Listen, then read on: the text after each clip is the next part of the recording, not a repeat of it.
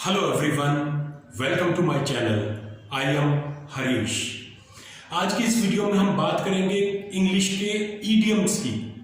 Idioms जिसका हिंदी में मतलब होता है मुहावरे। ईडियम्स बहुत इंपॉर्टेंट हैं किसी कॉम्पिटिटिव एग्जाम के लिए।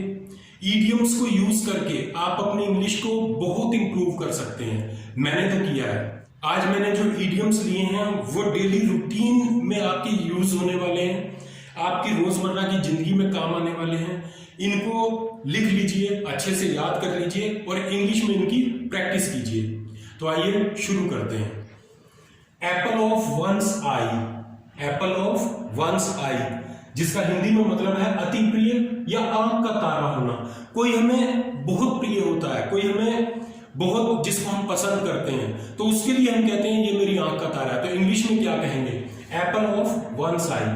अब इसका एक एग्जांपल देख लेते हैं।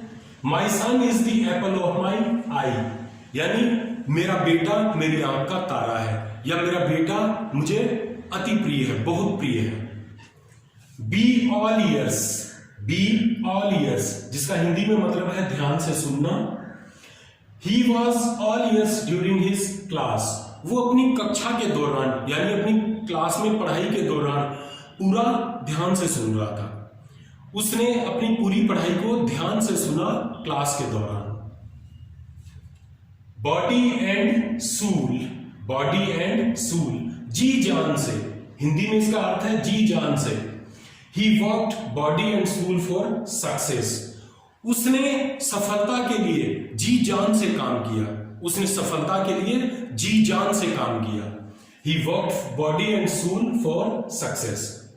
Brown study. ब्राउन स्टडी जिसका हिंदी में मतलब है विचार मग्न रहना, अपने विचारों में रहना। कई लोगों की आदत होती है, तो वो बात है यहां पर। ब्राउन स्टडी विचार मग्न रहना। I saw her she was in A brown study. मैंने उसे देखा वो अपने विचारों में मगन थी। मैंने उसे देखा वो अपने विचारों में मगन थी। नेक्स्ट है cast about for. Cast about for जिसका हिंदी में मतलब है इंतजार में रहना या ताक में रहना। She will cast about for an opportunity to perform. वो एक मौके के इंतजार में रहेगी अपनी प्रस्तुति देने के लिए। वो एक मौके के इंतजार में रहेगी अपनी प्रस्तुति देने के लिए। कोई कलाकार हो सकता है, वो अपनी प्रस्तुति देना चाह रहा है, तो वो इंतजार कर रहा है किसी मौके का कि मुझे मौका मिले तो मैं अपनी प्रस्तुति लोगों के सामने रखूं। अगला इडियम है cover a lot of ground. Cover a lot of ground जिसका हिंदी में मतलब है विस्तार से कहना। He will cover a lot of ground in his speech. वो अपने भाषण में बहुत विस्तार से बोलेगा। वो अपने भाषण में बहुत विस्तार से बातें बोलेगा। Go to town. Go to town कोई काम बहुत ध्यान से करना। Rohan went to town on studies. Rohan ने अपनी पढ़ाई बहुत ध्यान से की। रोहन ने अपनी पढ़ाई बहुत ध्यान से की। अगला इडियम है हाई टाइम। हाई टाइम जिसका हिंदी में मतलब है सही समय होना या उचित समय होना।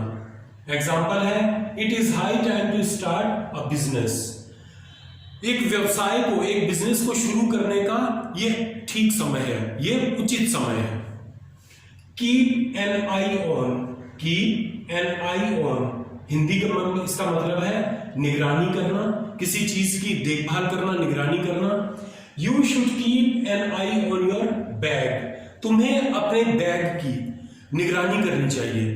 तुम्हें अपने बैग की निगरानी या रखवाली करनी चाहिए।